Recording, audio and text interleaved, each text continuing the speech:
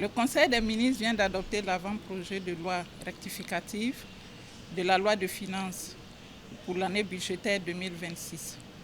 Alors, il faut dire qu'au vu donc des bonnes performances en termes de mobilisation de recettes, tout au long du premier semestre 2026, il a été donc de bon ton que nous puissions introduire cet avant-projet de loi de finances rectificative pour pouvoir capter effectivement ces ressources qui viennent donc en plus par rapport à ce qui était prévu dans la loi de finances initiale.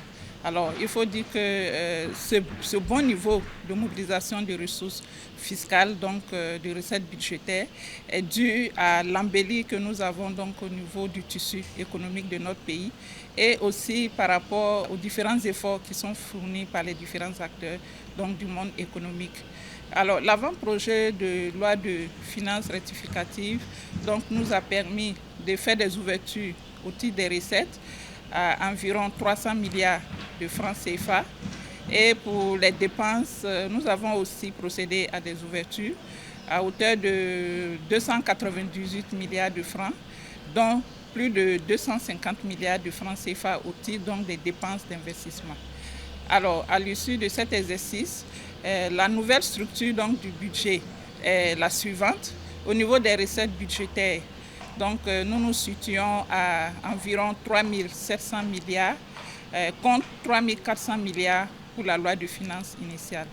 Pour ce qui concerne les dépenses, nous sommes à environ 4 200 milliards de francs CFA contre 3 900 milliards pour la loi de finances initiale. Alors, pour les autres caractéristiques, il faut dire que le déficit est resté le même, donc à 2,6% du produit intérieur brut. Par contre, nous avons donc amélioré l'épargne budgétaire qui ressort à environ 908 milliards de francs CFA contre 660 milliards pour la loi de finances initiale. Alors, la loi de finances rectificative comporte également diverses mesures fiscales donc, qui ont été élaborées en vue d'accompagner l'offensive agro-pastorale et halieutique et également en vue donc, de renforcer les capacités et la performance donc, des entreprises, mais aussi en vue de faciliter la réalisation d'investissements dans le domaine immobilier. Pour l'accompagnement de l'offensive agro-pastorale et halieutique, on peut citer entre autres l'exonération des droits de TVA et des droits de douane pour tout ce qui concerne donc, les matières premières qui entrent dans le cadre donc, de la production des aliments pour bétail, pour poissons et pour volailles. Et toujours au niveau de l'offensive, il y a également donc, l'exonération de la TVA pour tout ce qui concerne donc, les ventes de produits laitiers.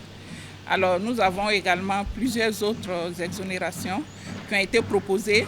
Il s'agit aussi de l'exonération de la TVA pour les opérations de plaques d'immatriculation.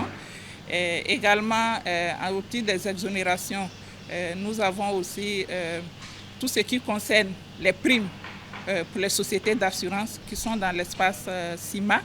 Donc, une exonération a été proposée au niveau donc, de la retenue à la source.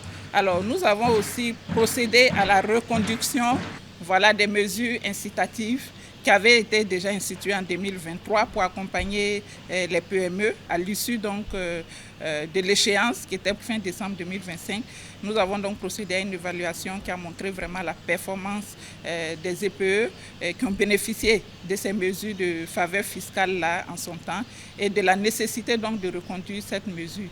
Donc elle a été reconduite dans cette loi de finances rectificative pour vraiment encourager et accompagner nos PME.